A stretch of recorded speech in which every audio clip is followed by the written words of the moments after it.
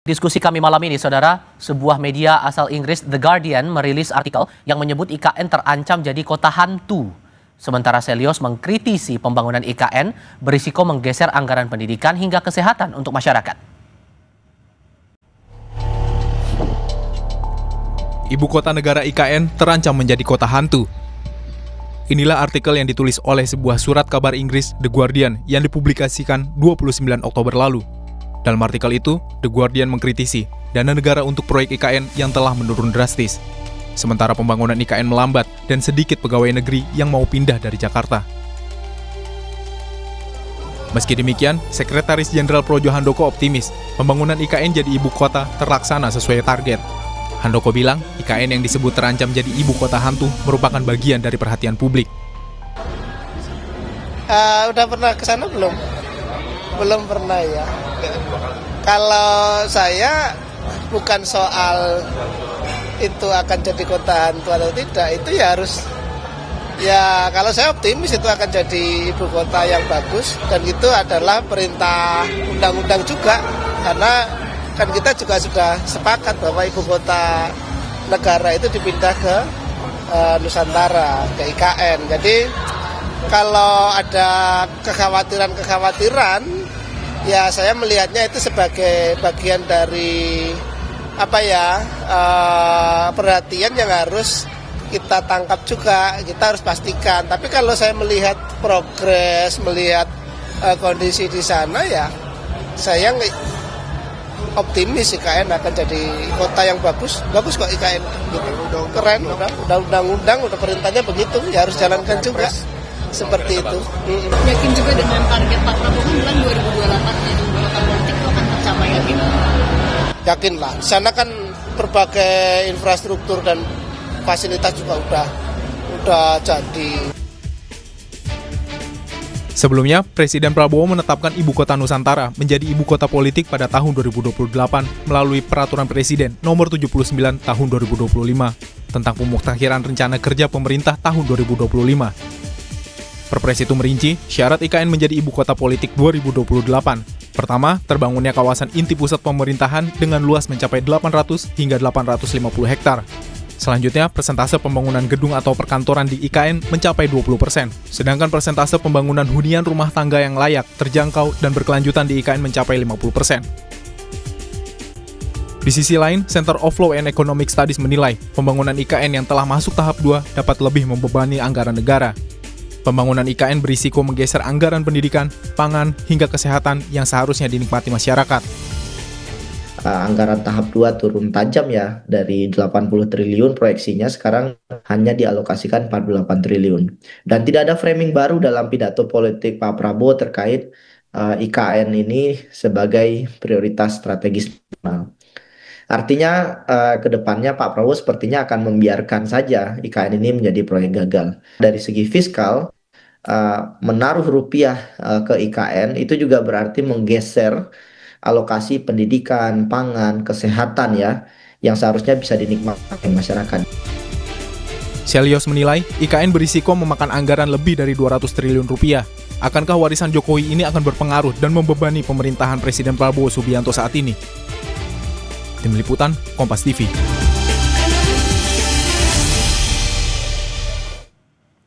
Di lain pihak, Sekjen PDI Perjuangan Hasto Kristianto bilang, sebelumnya Ketua Umum PDI Perjuangan Megawati Soekarno Putri berulang kali mempertanyakan urgensi atas pembangunan proyek kereta cepat Wush.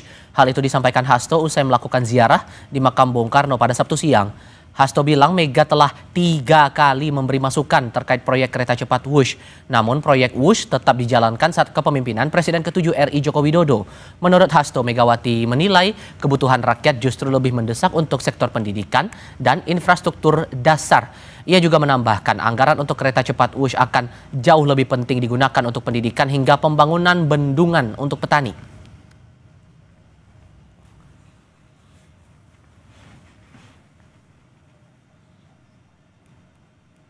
Proses penguasaan teknologi termasuk kereta api cepat akan lebih hebat lagi kalau dikerjakan oleh anak bangsa. Termasuk saat itu Ibu Mega mengusulkan daripada kereta api cepat lebih baik untuk membangun double track kereta api.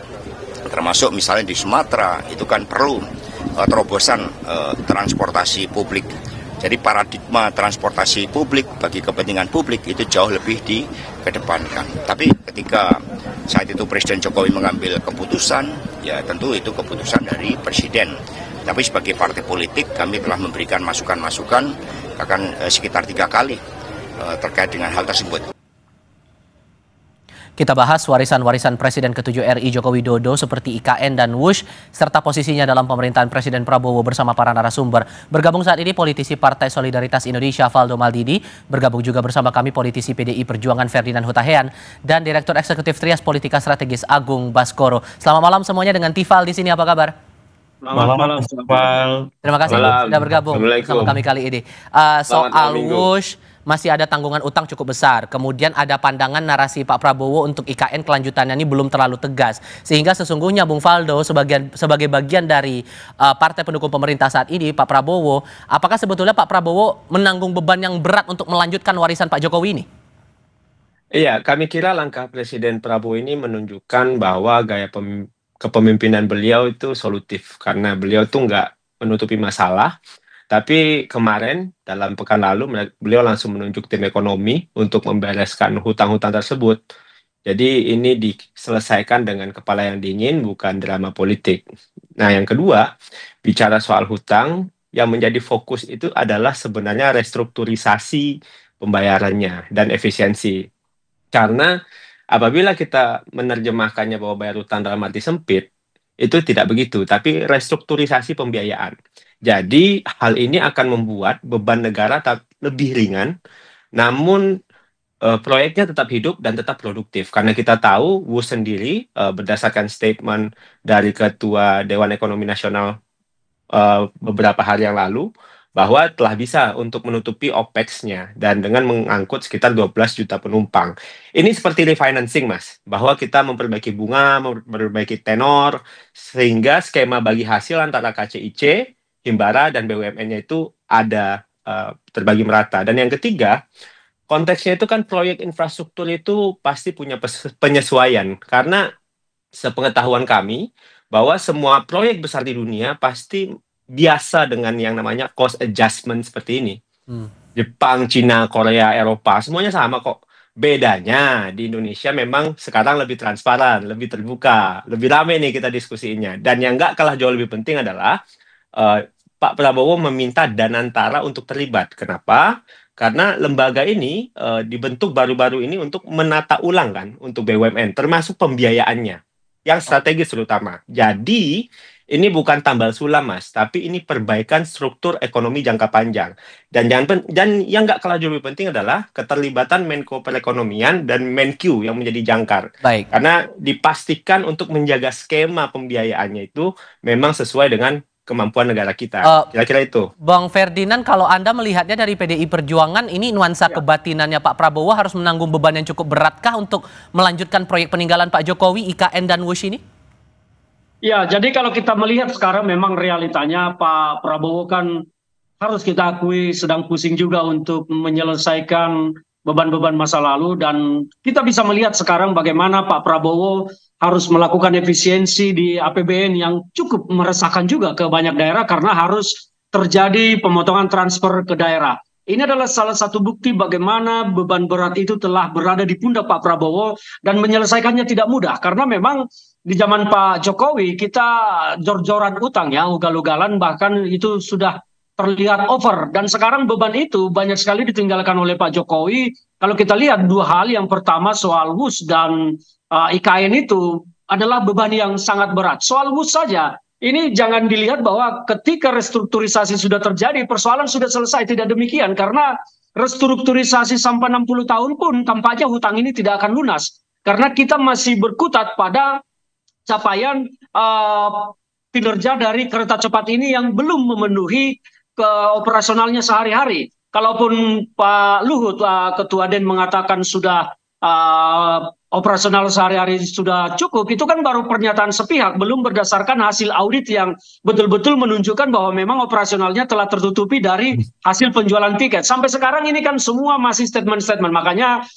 kita melihat bahwa ini akan menjadi pekerjaan berat bagi Pak Prabowo dan timnya menyelesaikan ini, karena apabila tidak dibereskan ini kan akan menjadi beban terus, dan kemungkinan kita akan terus tertekan APBN-nya setiap tahun.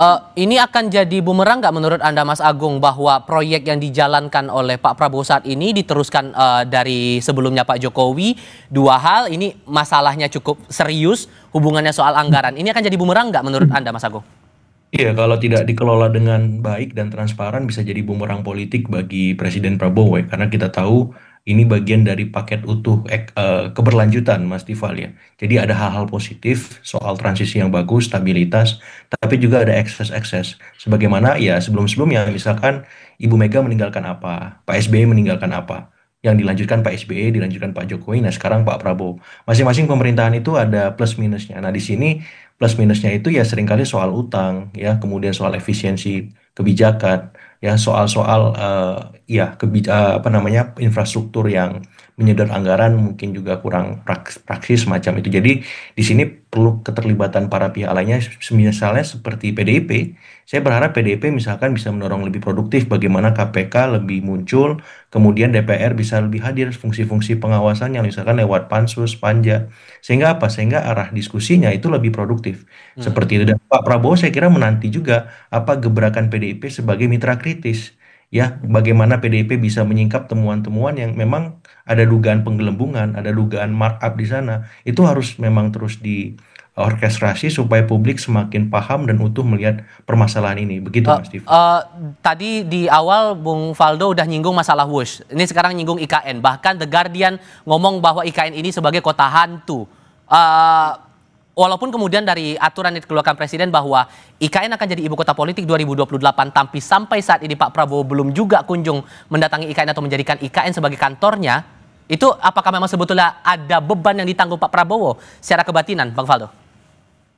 Iya, sebenarnya sih pemerintah hari ini kan kita yang menarik ya, Mas Tifal ya, adalah keberanian untuk buka buku. Dulu itu kan proyek itu banyak disembunyikan tuh defisitnya, Mas. Tapi sekarang itu semuanya terbuka, bahkan diberesin bareng-bareng gitu. Saya kira ini gaya baru. Dalam konteks ini, kita itu kalau dari teman-teman yang mau nyerang proyek atau infrastruktur pembangunan itu, tolong datanya itu jangan setengah-setengah. Memang ada beban finansial di WUS, ada beban finansial di IKN gitu. Tapi kan mereka juga punya aset. Dalam konteks WUS itu mereka punya arus penumpang.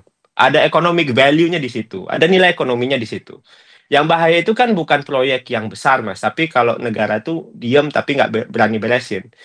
Nah, adanya tim keuangan yang dibentuk oleh Pak Prabowo dalam ratas terbaru, ada Menko Perekonomian dan Menteri Keuangan, kami kira, itu bagaimana caranya aset-aset yang produktif ini masuk ke neraca nasional itu sebagai investment, bukan liability. Nah, jadi Pak Prabowo itu tidak mewarisi masalah gitu, tapi beliau sedang menyelesaikan pekerjaan rumah yang memang dibutuhkan oleh bangsa ini. Bukannya kita mau nyalain masa lalu, Mas, karena ini akan selalu terjadi kan, Mas Tifal. Kalau seandainya ini tetap kita ulang polanya, tapi memastikan ke depannya itu tetap berjalan dengan lebih efisien. Dan yang Pak Prabowo lakukan bukan hanya sekedar membayar hutang gitu, tapi struktur ekonominya diperbaiki. Jadi biar nanti ini bisa tetap berjalan, termasuk IKN, termasuk WUS. Nanti mungkin habis ini teman-teman lari mengejar soal bandara misalnya kan. Ini kan soal proyek-proyek yang dikejar nih. Habis itu mungkin ngejar lagi stadion, ngejar lagi bendungan gitu. Tapi kami pastikan bahwa semua struktur ekonominya itu pasti telah masuk ke dalam financial feasibility study sebelumnya gitu. Jadi mari kita lihat ini sebagai sebuah keberlanjutan pembangunan. Karena membangun nggak kayak membalik telapak tangan, Mas Tifal. Kami kira begitu. Buat PDIP, Bang Ferdinand, apakah keberadaan Pak Prabowo ngantor langsung di IKN menjadi jawaban bahwa ada komitmen dari pemerintah saat ini untuk mengembangkan IKN ini? Pertanyaan saya, memangnya Pak Prabowo akan ngantor di IKN? Keyakinan Anda gimana? Pertanyaan itu yang ditanyakan, saya pikir kita harus melihat dulu apakah Pak Prabowo akan berkantor di IKN. Sampai sekarang belum ada statement resmi dari Pak Prabowo terkait dengan dirinya apakah akan berkantor di IKN atau tidak. Dan kami sendiri di PD Perjuangan sampai saat ini meyakini bahwa IKN itu belum menjadi tempat yang layak untuk kantor presiden karena semuanya masih dalam proses pembangunan. Bagaimana mungkin seorang presiden berkantor di sana apabila palu, gergaji, mesin alat berat masih tungtang tung tung tungtang tung, itu kan tidak mungkin. Jadi kemungkinan besar IKN ini tidak akan pernah menjadi ibu kota negara, tetapi akan menjadi ibu kota politik seperti yang disampaikan oleh Pak Presiden Prabowo, disampaikan oleh Istana. Oke. Tetapi kita sampai sekarang masih bertanya-tanya yang dimaksud dengan ibu kota politik ini apa sebetulnya? Apakah ibu kota politik ini menjadi sebuah simbol belaka atau monumental belaka atau apa, kita belum dapat penjelasan resmi dari pemerintah sampai sekarang tentang ibu kota politik itu seperti Oke. apa. Jadi kalau pertanyaannya apakah Pak Prabowo di sana itu kan ngantor menjadi, saya pikir Pak Prabowo tidak akan ngantor di KN. Oke, saya akan kasih kesempatan Bung Faldo merespon itu, tapi di jeda berikutnya kita akan masuk ke segmen berikutnya usai jeda berikut ini. Bung Faldo, Bang Ferdinand nggak yakin nih Pak Prabowo bakal ngantor di IKN karena pengerjaannya masih jalan sampai sekarang. Benarkah begitu? Iya, sebenarnya kan Pak Presiden Prabowo kan sudah tegas ya, Mas Tifal ya, bahwa IKN itu tetap jalan tapi dengan pendekatan yang lebih realistis. Nggak semua proyek harus dikebut gitu, tapi yang prioritas. Jadi pusat pemerintahan, tempat hunian ASN kalau saya nggak salah, terus infrastruktur dasar itu harus selesai tepat waktu. Jadi artinya IKN itu nggak berhenti, tapi penyesuaian tempo dan penyesuaian skalanya. Yang kedua, ini kan sebenarnya dari awal bukan hanya sekedar proyek gaya-gayaan. Ini strategi untuk agar Indonesia itu nggak Jawa sentris lagi, dan Pak Prabowo melanjutkan ini bukan karena gengsi, tapi karena paham, Mas, bahwa pemerataan ekonomi itu butuh pusat gravitasi yang baru. Nah, dalam hal ini kita bisa memastikan pemerintahan Pak Prabowo dan Mas Gibran itu ya melanjutkan apa yang sedang dan yang telah digagas oleh Pak Jokowi. Dalam hal ini kan keberlanjutan yang memang menjadi narasi utama dari Indonesia Maju Jilid 2 ini adalah soal itu. Jadi kami kira apa yang Bang Ferdinand tadi khawatirkan itu kami kira tidak cukup beralasan. Karena apa? Karena IKN tetap sedang jalan prosesnya, badan otoritanya juga sedang tetap jalan, anggarannya juga tetap jalan, jadinya ya semua berjalan sebagaimana mestinya seharusnya negara dikerjakan. Kalau melihat fenomenanya seperti ini, Mas Agung, Anda merasa bahwa Pak Prabowo perlu memprioritaskan hal apa dulu nih? IKN-nya kah harus dituntaskan, persoalan utang Rusia harus diselesaikan, atau proyek infrastruktur lainnya juga masih jadi prioritasnya pemerintahan sekarang? Ya, saya kira Pak Prabowo punya hasta cita ya, Mas ya. Orientasi pembangunannya berbeda dari Pak Jokowi. Kalau Pak Prabowo fokus ke SDM ya, penguatan kapasitas SDM lewat MBG, lewat sekolah rakyat, kelurahan merah putih semacam itu. Nah, saya melihat memang kalau dalam temuan media monitoring kami sepanjang April Mei itu memang ada semacam relaksasi relasi, Mas Tifal ya. Kalau isu pertama itu waktu itu matahari kembar. Nah, masuk bulan Oktober November ini isu soal polisinya Pak Jokowi. Ya, apakah itu WUS, apakah itu soal IKN. Jadi makin ke sini relaksasi relasi antara Presiden ke-8 dengan Presiden ke-7 itu semakin jelas. Sehingga kalau kita bicara keberlanjutan yang periode pertama itu seutuhnya. Nah, kalau periode kedua ini saya melihat keberlanjutan yang dalam arti yang kritis, rasional, dan objektif semacam itu. Dan makin tahun ketiga dan seterusnya ini akan semakin masuk dalam titik keseimbangan.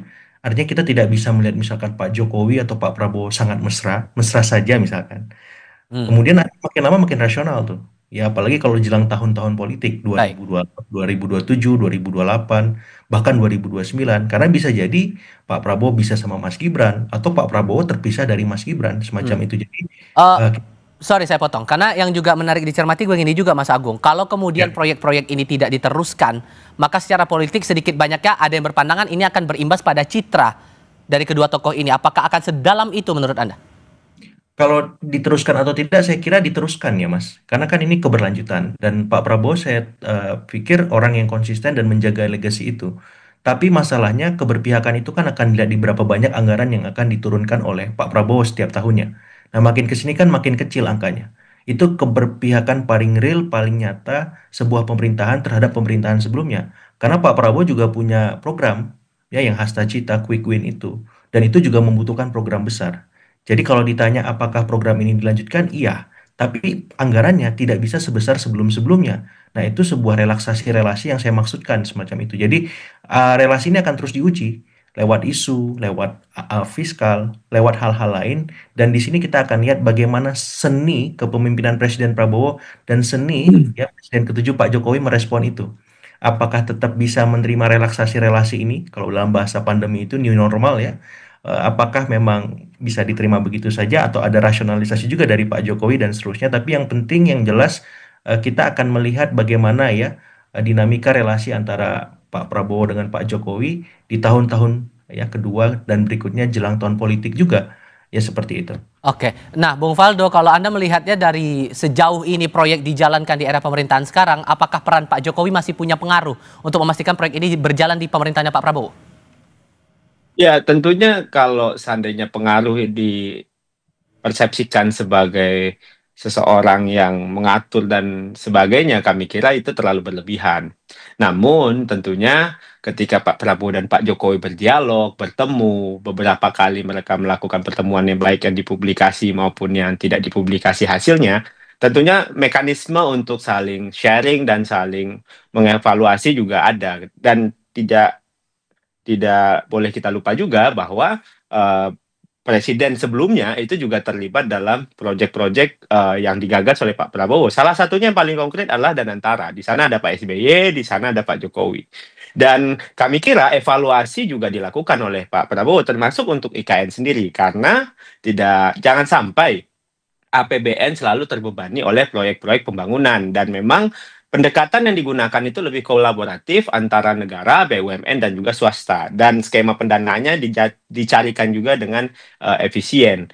Nah, yang menjadi poin penting yang beberapa kali ditekankan oleh Pak Prabowo adalah bagaimana ini memberikan manfaat kepada publik. Jadi, jangan hanya sekedar membangun gedung, membangun transportasi, tapi kita juga harus membangun juga SDM-nya, ekosistemnya, kesehatannya, teknologinya, termasuk juga di IKN. Jadi, apa yang sedang dilakukan saat ini bahwa IKN itu bukan hanya cuma mimpi Pak Jokowi gitu, tapi warisan juga untuk anak cucu Indonesia, Pak Prabowo yang memastikan mimpi itu berdiri dengan kaki yang sangat kuat. Di mata PDIP, Bung Ferdinand, masa depan IKN dan WUSH ini akan gimana kemudian? Ya, kita punya kalkulasi sendiri ya. Kita melihat bahwa Pak Prabowo tentu punya kalkulasi perhitungan dalam kepentingan politiknya dan keuntungan politiknya.